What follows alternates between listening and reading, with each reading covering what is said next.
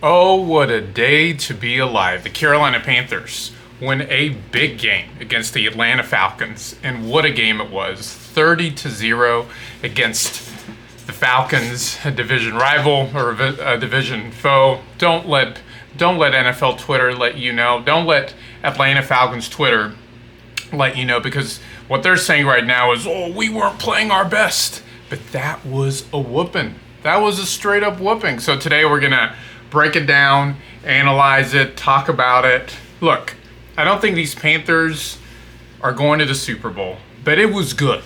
It was good to win a game at Bank of America Stadium, and just what a great game it was. It wasn't perfect. Tedero McMillan, and he kind of admitted to this, he probably had his worst showing that he has had as of yet. He had a drop pass. Dave Canales had for all the criticism that I gave Dave last week, he called a really good game. There was a screen pass or a bubble screen to Tedero, and he just dropped it. And there was so much like green grass that he could have ran on. And when they asked him, he was like, "Yeah, I didn't play my best game. I could have played a lot better. It wasn't good. It wasn't great."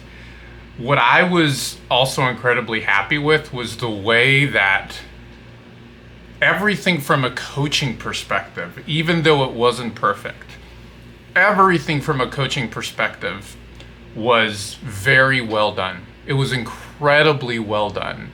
The way that the big thing has been that the plays have not been in on time. Every time, I felt like the first two games, and this happened last year too, every time you would look up at the play clock, it was like 5, 4, 3, 2, and there was none of that this time. The plays were getting in on time.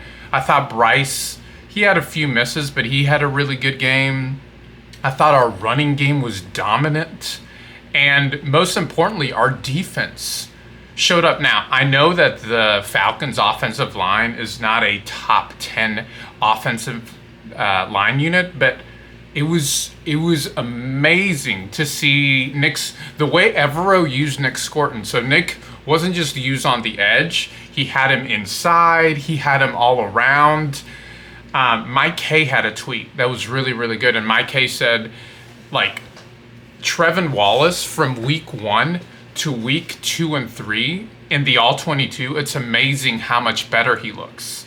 He doesn't look like, it's not as if he looks like the best linebacker in the league, but he looks like a starting level linebacker.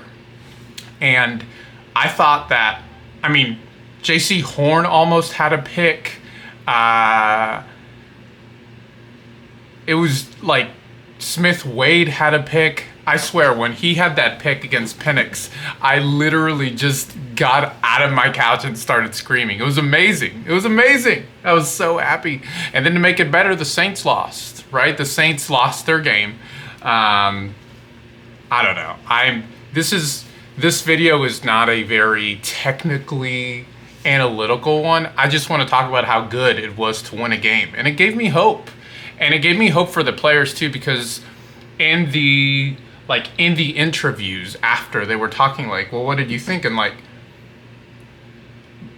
Derek Brown actually talked about this. He said, "This is what we thought was going to happen. And it just took a couple of weeks to get there. But this is the kind of practice that we were having. This is the kind of team that we were having. This is what we thought was going to happen with this team."